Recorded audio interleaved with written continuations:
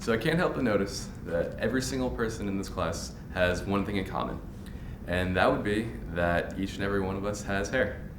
And we have long hair, short hair, curly hair, whatever. We all have it. And I know what you're thinking. It's like, yeah, Mike, we all have hair. What's your point? And just hear me out. Many years ago, my sister was diagnosed with leukemia, which is actually a form of cancer.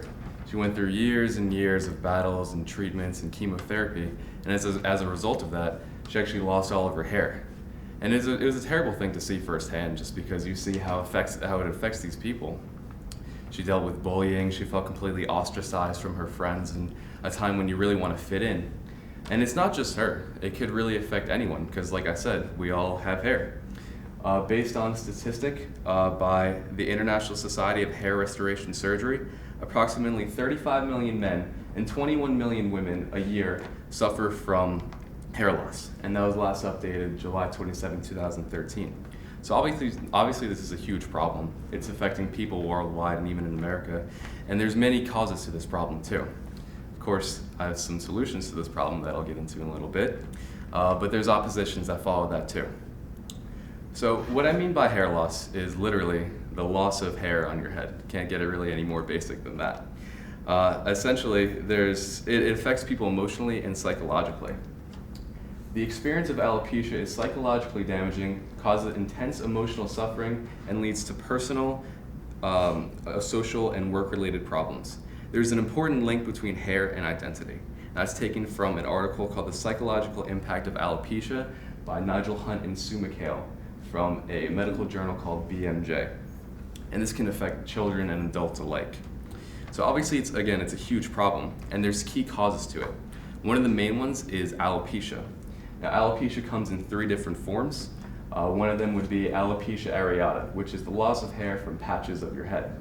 The next one is alopecia totalis, which is the total loss of hair from your head, meaning the hair that you grow on your head, your eyebrows, and your eyelashes. And finally, there's alopecia universalis, which is the loss of hair from your entire body. In addition to that, cancer and chemotherapy plays a huge role in hair loss. Now, we can't make cancer go away, obviously, but what we can do is change people's outlook on cancer itself. Over 1,638,910 people in the US are diagnosed, and that was taken straight from cancer.org. Also, in an article called Childhood Cancers found on the National Cancer Institute's website, it is said that 10,400 children a year are diagnosed with cancer. Now, for these people to grow their hair back out, it can cost exuberant amounts of money, talking about Bosley and hair implant restoration surgery. And for us, we can help, and it's entirely free. Now, what I'm proposing is each and every one of us in this room grow their hair out long, they grow it thick, they grow it full, and they donate it to many different corporations and societies that donate their hair to people who are affected by cancer and alopecia. Now, there's many different places where you can go to do this. There's Locks of Love, Beautiful Lengths by Pantene, and Wigs for Kids, and each of them specialize in a little bit different areas of hair loss. Beautiful Lengths is the most feasible one because they only require an 8-inch minimum of your hair in a ponytail to donate. The next one is Locks for Love, which requires a 10-inch minimum, and Wigs for Kids, which is a 12-inch minimum. Now, there are certain requirements that go with donating your hair. For instance, there has to be a certain length, either 8, 10, or 12 inches in a ponytail, and your hair cannot be chemically treated or dyed, just because it has to maintain some strength so they can make a wig for it. Now, you can really go anywhere to do this. You can go to any barbershop or salon, and a lot of these places will help you out in finding the right corporation or right institute to donate your hair to.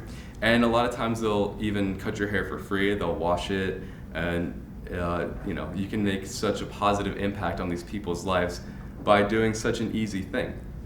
Now, really, all you're doing is nothing. You're just growing your hair, you're not cutting it.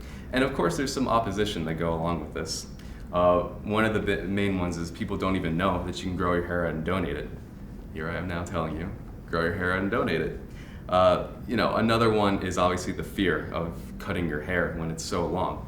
I know people who go into a salon and cut off 2 inches of their hair, and they're freaking out, like literal tears from their face. And with that being said, it's just hair.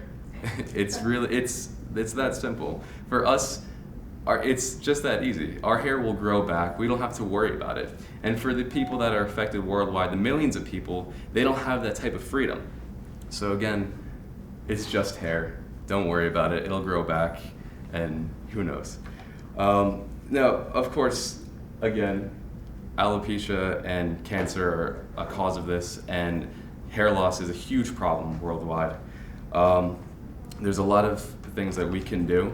All we really have to do is grow our hair out and not cut it and donate to these societies. And really what we're doing is such a small thing that's creating such a huge impact on these people's lives. It's changing their outlook on the disease entirely, and it's making them feel like themselves again. Now, in conclusion, really, you shouldn't have anything to worry about. All you have to do is grow your hair out and cut it eventually, and you're making such a huge impact on these people's lives, making them happy. You know, all I can really say is grow your hair out, one with nature, be happy, be free, and make a positive impact on these people's lives.